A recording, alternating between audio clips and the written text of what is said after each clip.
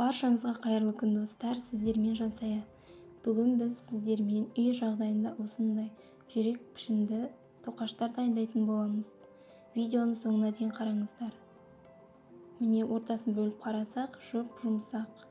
Менің каналыма тіркеліп, лайк басып, қоңырауды қосып қойыңыздар.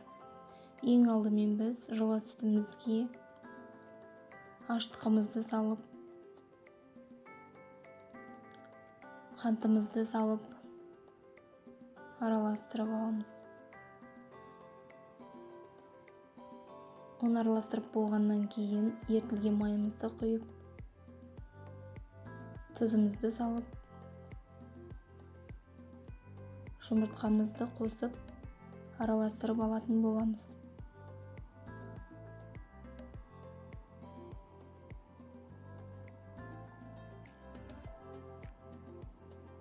Барлығын араластырып болғаннан кейін ұнымызды 2 немесе 3 бөлікке бөліп, осылай ұнымызды біртіндеп салып қамыр илейтін боламыз.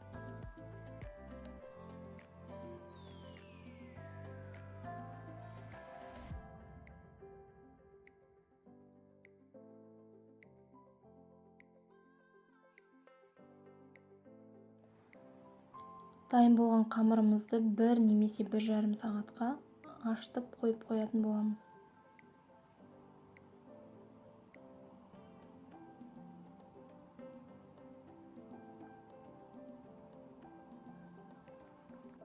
Міне біздің нанымыз көтерілді. Көтерілген нанымызды осылай ыдысымыздан алып, бірнеше бөлікке бөлетін боламыз. Осылай 1-2 қайтара басып, ұзынша пішінге келтіріп, осылай домалақ бөліктерге бөлетін боламыз.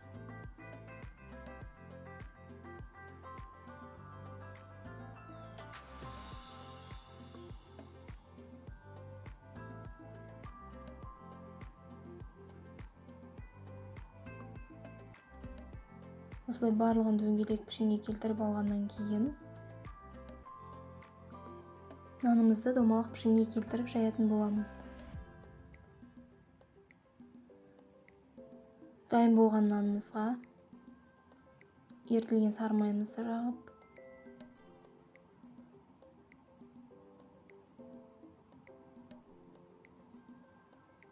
осылай қантымызды сеуіп,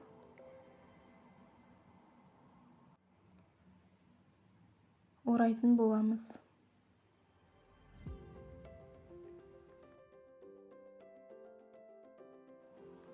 Тура осы видеодағыдай етіп орағаннан кейін осылай 2-ге бүктеп жүрек пішініне келтіріп кесетін боламыз.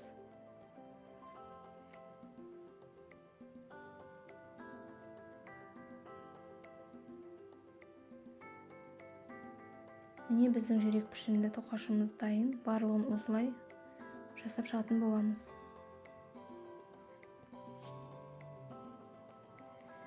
Дайын болған тоқаштарымызды 180 градуста 15 немесе 20 минутта пісіретін боламыз.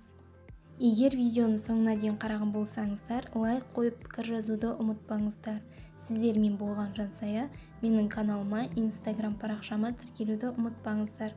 Алдағы уақытта да түрлі рецептермен бөлісемін. Сау болыңыздар.